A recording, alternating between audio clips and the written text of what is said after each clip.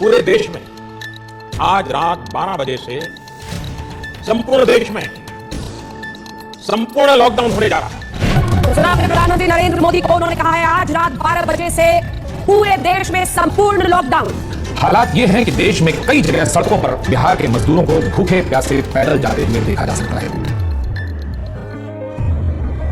क्या नहते फिर देख के जा रहे हैं, न पहनने को न खाने को न कुछ। कैसे मत जाऊं, क्या रहूं, क्या खाऊं, कोई सुविधा नहीं तो क्या करूं। तो लोग नहीं जाएंगे तो हमें जाएंगे भूखा प्यासा।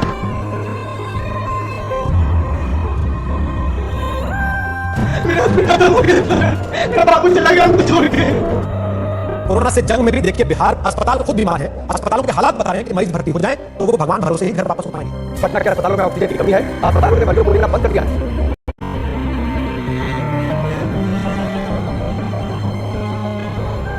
समझ लो ऐसी याद है कि मरते दम तक नहीं बोल पाएंगे।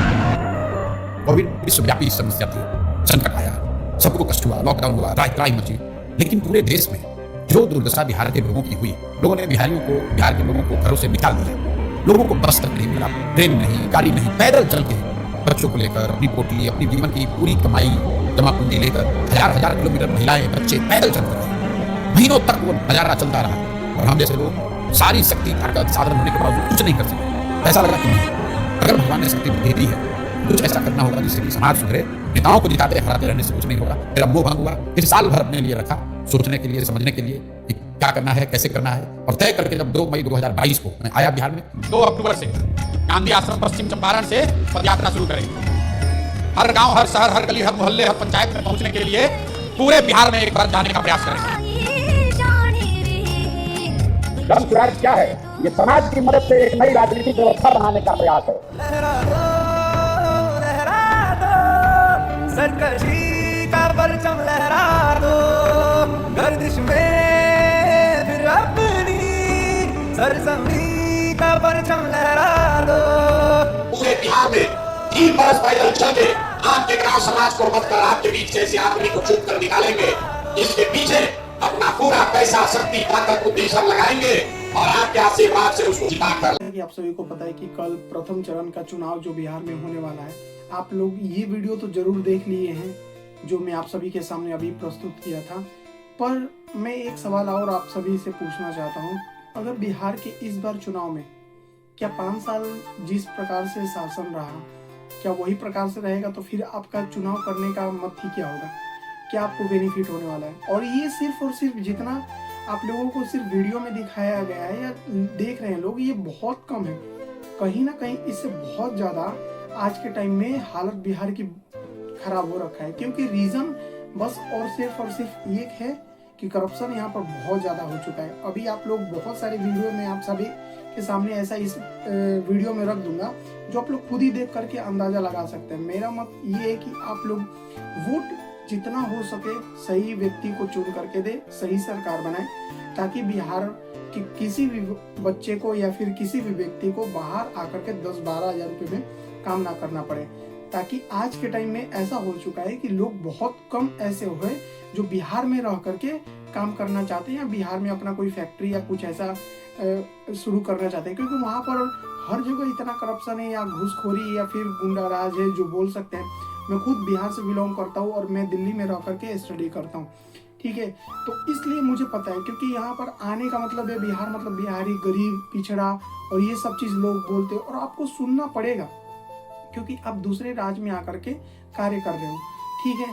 और दूसरी चीज ये बात हो जाता है कि अगर हम लोग बोलते हैं कि किसकी सरकार है, किसकी चुने किसकी नहीं चुने, मेरा सिंपल सा और सिर्फ एक सोल्यूशन है और आप लोग बस इस वीडियो में सही और गलत बस बता देना। आपके यहाँ के जो भी विधायक या फिर सांसद होते हैं 5 साल टाइम होता है उनके पास, ठीक है। मैं मानता हूँ कि डेली वो नहीं निकाल सकते आप लोगों के लिए टाइम, बट 5 सालों में क्या वो महीने में सिर्फ 1 दिन नहीं निकाल सकते? और महीने में सिर्फ 1 दिन होता है, यानी आपका साल में जो कि 60 दिन होता है, ठीक है।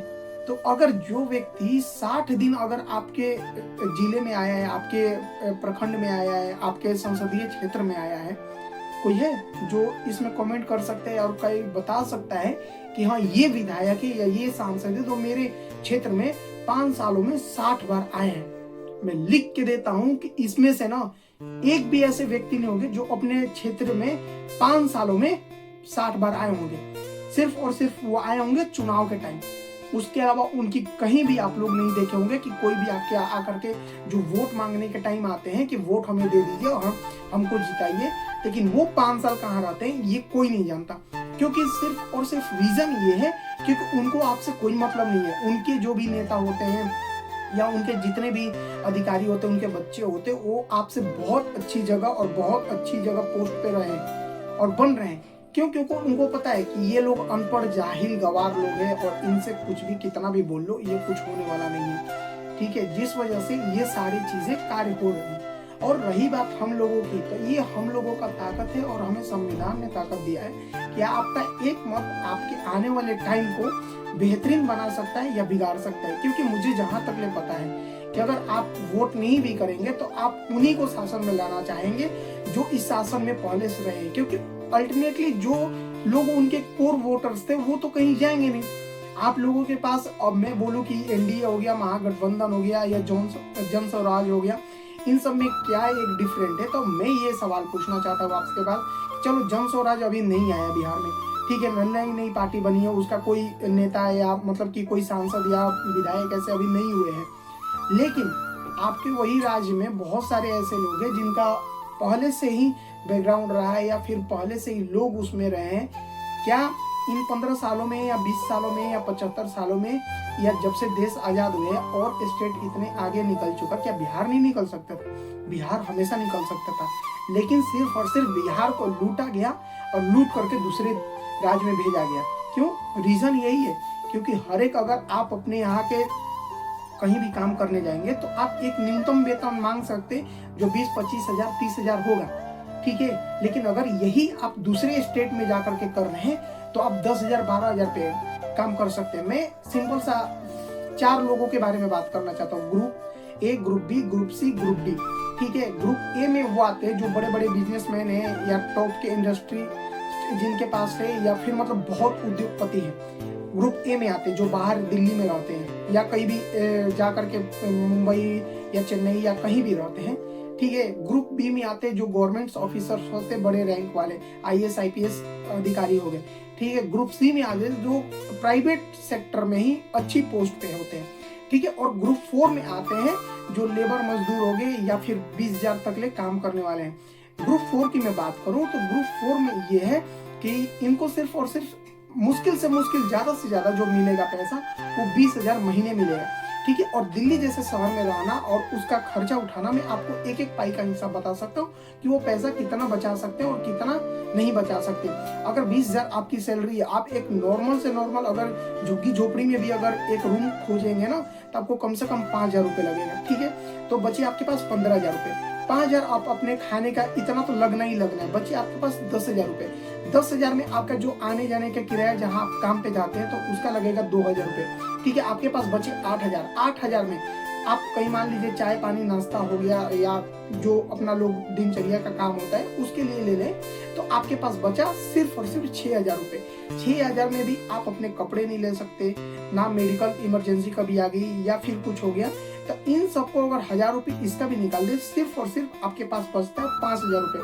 अगर आप फैमिली नहीं रखते हैं तो, अगर आप यही चीज फैमिली रखते हैं तो आपका जो बजट है वो बिगड़ भी सकता है, क्योंकि फिर बच्चों का पढ़ाई हो गया, अपनी फैमिली की देखरेख हो गया, या जो खर्चे होते हैं वो थोड़े बढ़ जाते हैं, ठीक है।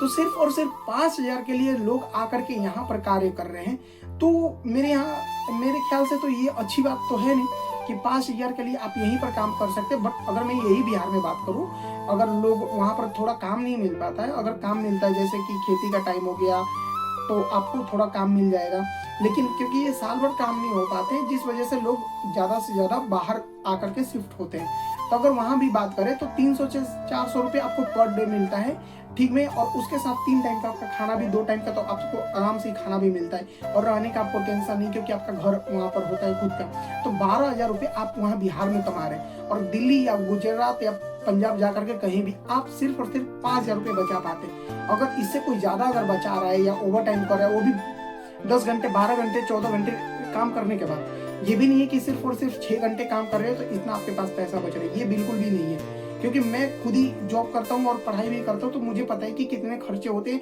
और मैं अगर आप लोगों को अपना एक छोटा सा रूम दिखा दूँ, रूम के बारे में बता दूँ, तो आप लोग खुद सोचेंगे कि हाँ इतना हो सकता है। ज़्यादा बड़ा नहीं है। मैं आप लोगों को अगर दिखाना चाहूँ तो ये मेरा पीछे का स्टडी रूम है जो इतना ही छोटा है। ये समझ लो कि 5 बाई 6 का है, ठीक है। 5 फीट लंबाई है तो 6 फीट चौड़ाई है इसकी, और इससे ज़्यादा नहीं है। इधर गेट का है, कपड़े उपड़े रखे हैं, मेरा स्टडी टेबल है जो मैं साफ करके रखा हूँ। ये मेरी जितनी भी है ये सारे बुक्स के हैं, ठीक है। ये सब चीज़ें तो इसलिए मैं बताना चाह रहा था आप लोगों को, ताकि आप लोग खुद समझ जाए और अपने आने वाले टाइम के लिए और बच्चों के लिए लाइफ का डिसीजन ले सके।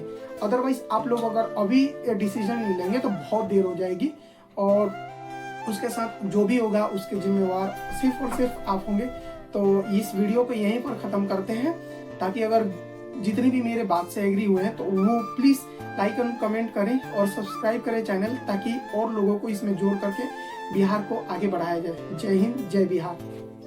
मर जाएंगे तब आइएगा कि हमको बहुत मारा गया है, ये देख लीजिए, बहुत मारा गया साहब, बहुत ज्यादा